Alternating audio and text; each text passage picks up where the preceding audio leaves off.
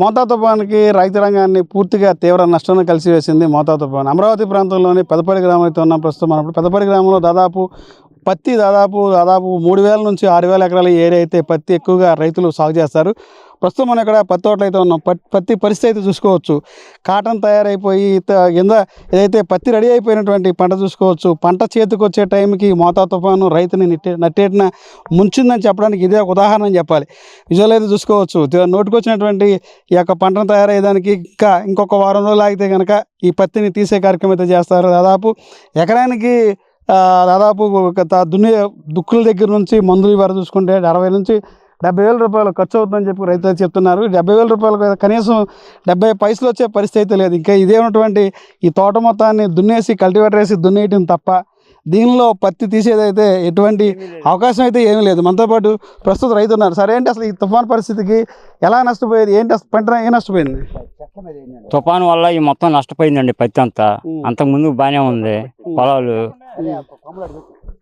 మంతా తుఫాను వల్ల రైతులు మొత్తం ఆగమైపోయారండి.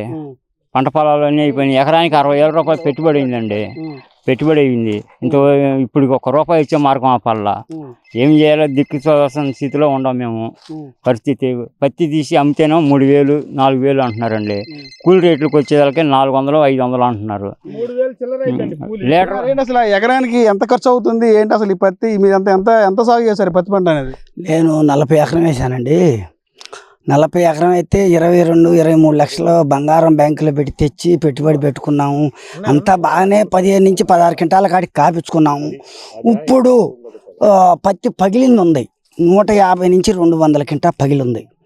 పగిలిన పత్తి మొత్తం మొన్న ఎల్లవ రోజు పత్తి ఈ కాయ మొత్తం కూడా నీళ్ళలోనే మునిగిపోయింది. మనం తచ్చిన ఏడుకి చేలోకి వచ్చి ఏడుతా మాకు 20,000 నుంచి 25,000 వరకు నట్టపరిహారం ఇస్తేనే మేము బతకగలుగుతాము. లేకపోతే మందు బుడ్డే శరణ్యం అని నేను తేల్చి అన్ని పేపర్లో కూడా రాశారు. మాకైతే ఈ బ్యాంకులో అప్పులు తీరవు. ఈ అప్పులు తీరకపోతే ఈ పిల్లలు మా వాళ్ళు కూడా వద్దన్నారు. పొలం వద్దు నాన్న వద్దే కాకంటే నేను ఏముందిలేమ్మ తలా వాళ్ళకి బాను మనకేదో 4-3 లక్షలు మిగులుతాయి అని ఆశపడి 40 ఎకరం వేసుకున్నాను. దాంట్లో కంటిన్యూ చేయనికి పోతే ఏడవటం తప్పితే రెండోది ఏం లేదు, మార్గం లేదు. కాబట్టి నేను అధికారులను మొత్తాన్ని కూడా చాలకొచ్చి అంచనా వేసి మా బాధ తీర్చమని కోరుతున్నాము. ఎకరానికి మీకు ఎంత ఖర్చు అయింది ఏంటి అసలు? ఎకరానికి పెట్టుబడి ఎంత ఖర్చు అయింది? 5 నుంచి 50,000 అయిందండి. కొంతమంది బాగా పెట్టిన వాళ్ళకి 60,000 దాకా అయింది. నా బట్టోడు కొద్దిగా సూచి ఉన్నట్టు పెట్టిన వాడికి 50,000 అయింది. 40,000 అయిన వాళ్ళు ఉన్నారు. అంతా కూడా ఏడుపు తప్పితే రెండోది ఏం లేదు. అందరు నేను ఒక్కడే కాదండి, దగ్గర 13-14 జిల్లాల్లో పోయింది.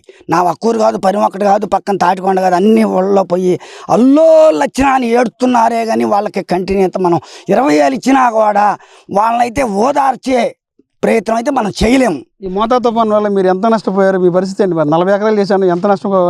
22 లక్షలు బంగారం పెట్టి తెచ్చాను. ఆ 22 లక్షలు రావు. కూలోళ్ళకి కూడా వస్తాయో రావో. ఆ పత్తి తీసిన 4,000 3,000 ఏమో అంటున్నాము. అక్కడ మన పత్తి కొంటారు.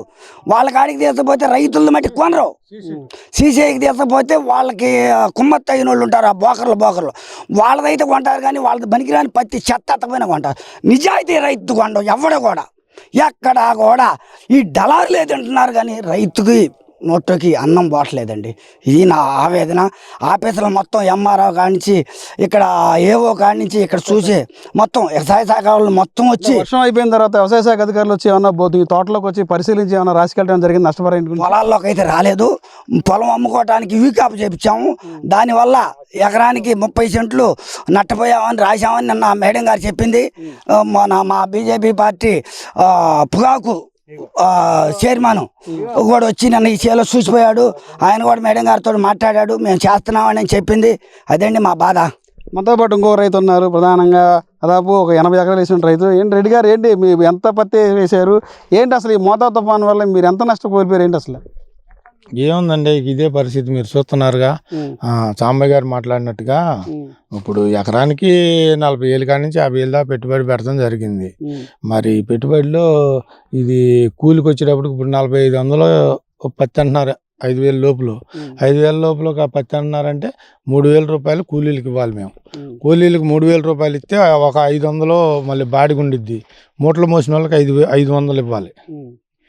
ఇంకా అప్పుడు ఏమొస్తుందండి 5,000 ఇస్తేనే 1,000 రూపాయలు ఉంటాయండి మాకు. ఇంకా రైతులు అంటే మేము ఒరిజినల్ అంటే మీరు ఎన్ని ఎకరాలు సాగు చేశారు, మీకు ఎంత నష్టం పోయింది? 20 ఎకరాలు సాగు చేసామండి. ఎకరానికి 40,000 నష్టం.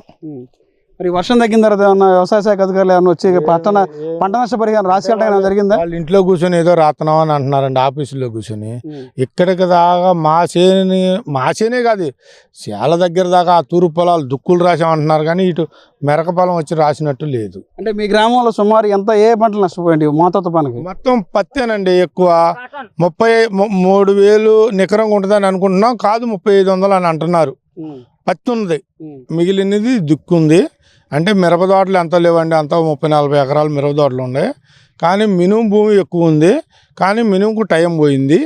పోతే ఆ మినుము టైం పోయిందల్లా చెనక్కు వచ్చిద్దండి.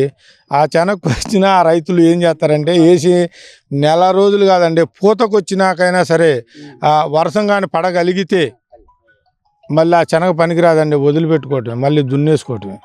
అది పరిస్థితి. ఈ పత్తి ఉంది కదా, ఈ పత్తికి సంబంధించి ఇది ఏమన్నా మీకు ఎండిపోయిన తర్వాత తీయడానికి ఏమైనా ఉపయోగపడుతుంది? ఇది పనికిరాదండి. ఇది అటు ఇటు కాకుండా రైతులు సాగు కొడటానికి ఇది పాడు ఇగురు వచ్చిద్దండి. ఈ ఇగురు రాకుండా ఉంటే ఏదన్నా ఇదివరకు గేదెలు బోదలు ఎద్దులు ఉంటే మేత పెట్టుకునే వాళ్ళం. ఇప్పుడు గేదెల్లో ఎద్దులు లేవండి. ఈ సన్న ట్రాక్టర్లు వచ్చినాక అన్నీ మానేసాం. మేము ఎద్దులు వ్యవసాయం చేసిన వాళ్ళే. చదువు లేదు, సంధ్య లేదు మాకు. ఇదిగో ఈ చేలో మాకు అది ఉండేది బామే. నేను 5 గంటల లోపు వచ్చేవాడిని. 5 సంవత్సరాల పిల్లాడు అప్పుడే. మా నాన్న 10ంటికి భోజనం తీసుకొని వచ్చేవాడు. అప్పుడు దాకా నేను ఒక్కడనే పడుకునేవాడిని. ఎద్దులు ఉండేవి, బెరగొడ్డు ఉండేవి, ఆవు ఉండేది. నేను ఒక్కడనే ఉండేవాడిని. అందరూ నువ్వు ఎట్టుంటావు అని అనేవాళ్ళు. ఎద్దులు ఉండే కదండి, మాకేం భయం, పుట్టకే అందుట్లో పుట్టాం. ఇంకా మాకు ఎద్దులు ఉండే, ఆ ఎద్దులు చందును పడుకునేవాడిని. మా నాన్న వచ్చేవాడు 10ంటికి అన్నం తీసుకుని. ఈ మోతా తుఫాను వల్ల మీరు ఎంత నష్టపోయారు? ఇంక ఈ ఎకరానికి 40,000 నష్టపోయినట్టేనండి. ఇంకా అసలు నేను 20 ఎకరాలు వేసా. ఇంకా ఆ లెక్క వేసుకోవటం. ఇందుట్లో ఏమి రాదండి మాకు. అంత కాకపోతే దీన్ని వేస్ట్ పోకుండా చేస్తే మా వల్ల కూలీలు బతుకుతారు, అది జరిగేది.